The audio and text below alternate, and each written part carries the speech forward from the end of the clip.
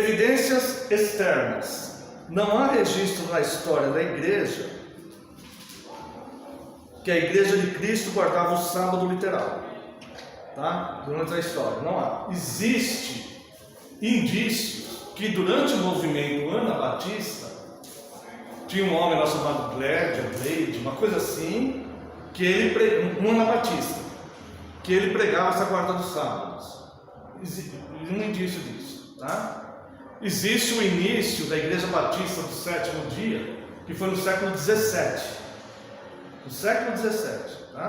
Fora isso, não existe indício pela história da igreja de igreja guardando o sábado, tá? Tanto que a reforma veio no século XVI corrigir os desvios da Igreja Católica Romana, que era a igreja que foi se desviando no tempo, tá? Mas nem a Igreja Católica Romana guardava sábado também. Então toda a correção que tinha que ser feita foi feita na Reforma Protestante do século XVI. Mas não tinha também esse problema de guarda de sábado, tá? Então, pela história da igreja, não há registros disso.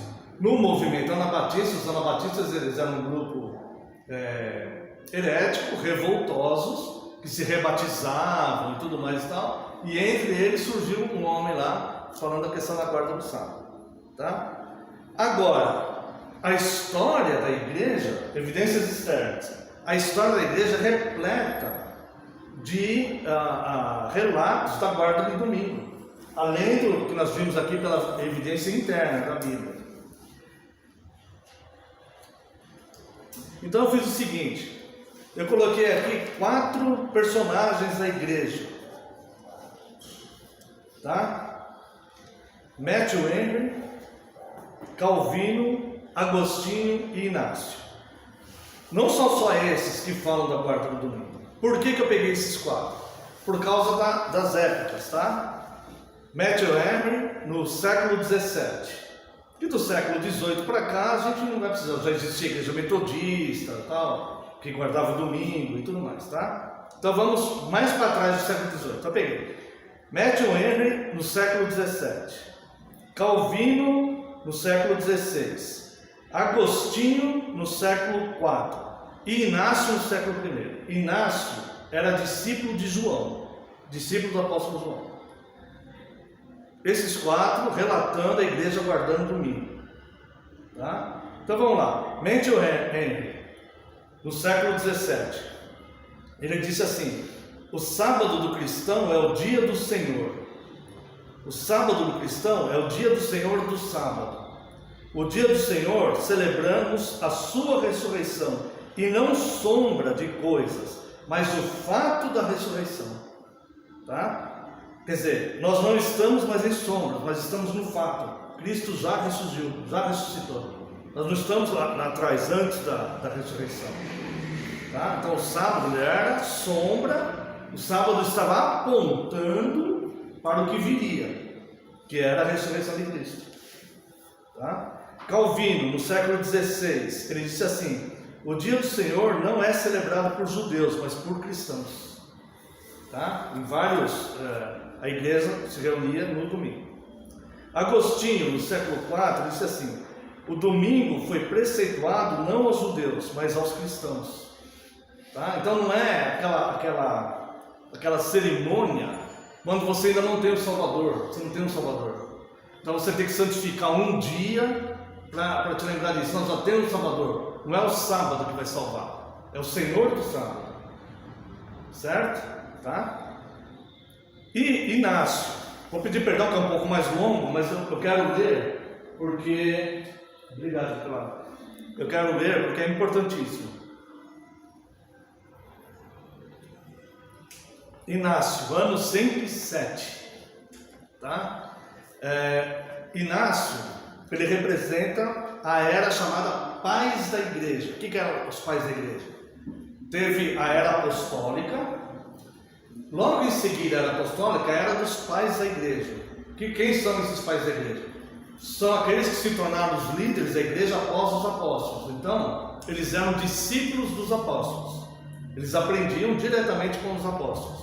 Inácio, ele era discípulo de João, que João foi o apóstolo que morreu mais velho, tá? E Inácio ele disse o seguinte: não vos enganeis com doutrinas estranhas, nem com velhas fábulas, as quais não trazem nenhum proveito. Pois se nós vivêssemos ainda de acordo com a lei judaica, nós reconheceríamos que não teríamos recebido a graça.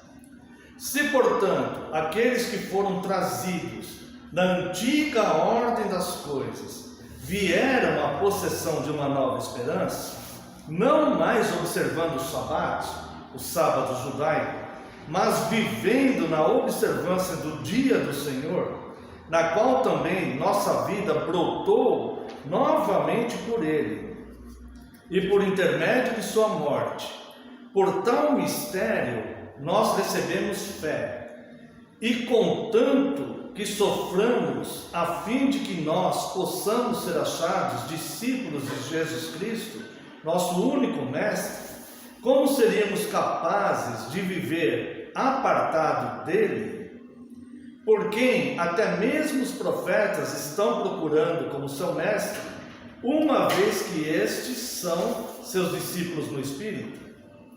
Que todo amigo de Cristo guarde o dia do Senhor como um festival, o dia da ressurreição, a coroa e chefe de todos os dias da semana. É um absurdo falar de Jesus Cristo com a língua e fomentar na mente um judaísmo que tem agora chegado a um fim, pois onde houver cristianismo, não pode haver judaísmo.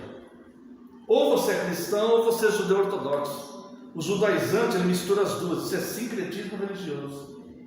Estas coisas eu envio a vós, meus amados, não que eu saiba que algum de vós esteja em tal estado, mas desejo de antemão vos resguardar. Então ele está ensinando para aqueles discípulos dele a se resguardar para não cair nisso,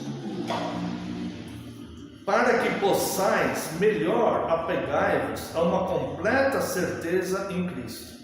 Eu vou te dar a referência de onde está esse dito dele aqui, ó. Inácio, Epístola aos Magnesianos, capítulo 9, Pais Antiniceianos, volume 1, páginas 62 e 63. Depois você pode procurar esse livro pela internet, por tudo.